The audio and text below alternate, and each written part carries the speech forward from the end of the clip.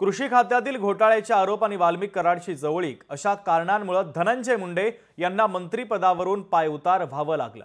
त्यात आता कृषी विभागातील घोटाळ्यामध्ये धनंजय मुंडेंना दिलासा मिळालाय। त्यामुळे त्यांना पुन्हा मंत्रिपदी घेतलं जाणार का अशी चर्चा देखील राजकीय वर्तुळामध्ये सुरू झाली। त्याचं कारण ठरलंय अजित पवारांचं एक सूचक महत्त्वाचं वक्तव्य। पाहुयात अजित पवारांनी नेमकं काय म्हटलंय।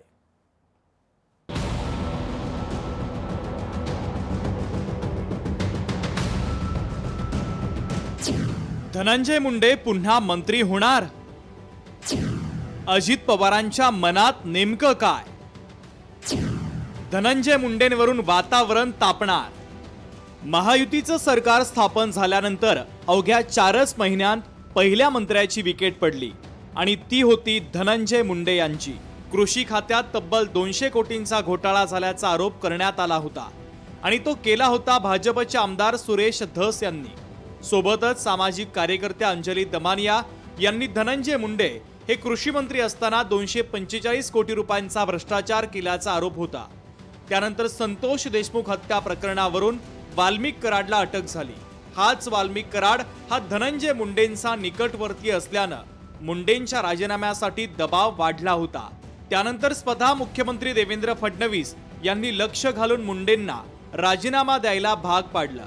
मात्र आता कृषी खात्यातील घोटाळ्यासंदर्भात कोर्टानं धनंजय मुंडेंना दिलासा दिलाय।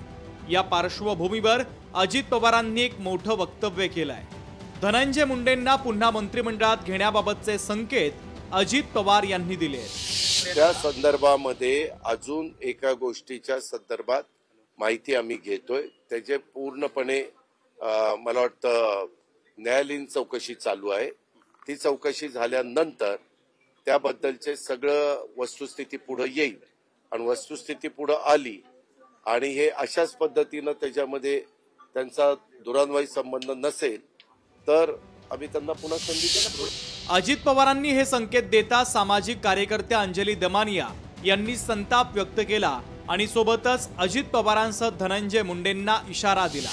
धनंजय मुंडे कुठच्याही अँगलने क्लीन नाहीत हे माझं स्पष्ट मत होतं आहे आणि राहील आणि यासाठी जो पूर्ण प्रयत्न आहे तो मी करणार आहे।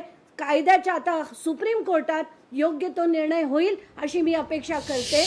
धनंजय मुंडे यांना पुन्हा मंत्रिमंडळामध्ये संधी देण्याबाबत अजित पवारांनी संकेत दिले।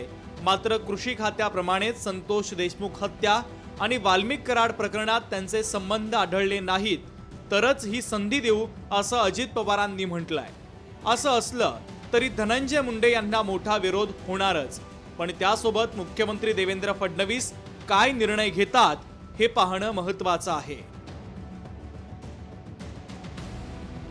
ब्युरो रिपोर्ट, लोकशाही मराठी।